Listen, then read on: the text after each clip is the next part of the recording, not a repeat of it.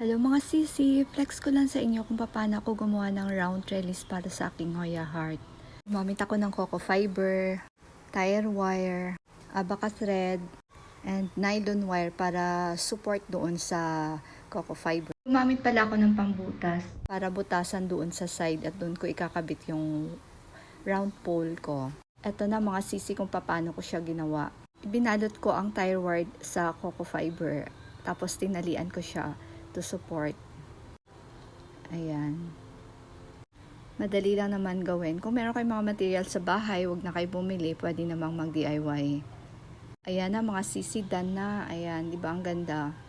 Ang Hoya hindi naman masyadong mabigat, kaya kaya naman niya yung ginawa ko na round trellis. Later on, kapag madami na siya at mabigat na, babawasan ko na lang at para hindi siya masyadong mabibigatan. And then, tama-tama lang na ma-propagate ko sila.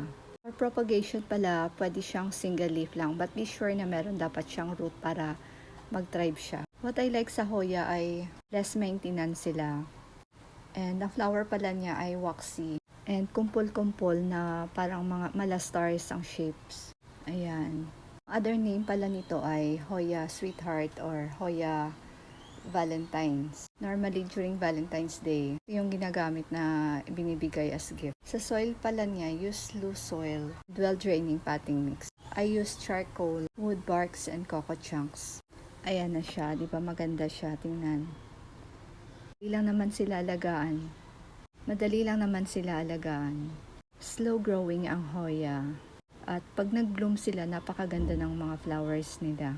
Yan, what I like sa Hoya na ito is that yung shape niya na heart leaf. Yan, pinahiran ko pala siya ng nymph oil para to prevent pest na kumapit sa kanya. Ayan ang mga sisi. Meron pala ako nito variegated heart naman. And soon, pagka lumaki na rin, gagawin ko rin siya ng round trellis katulad nito. Thanks for watching. God bless everyone.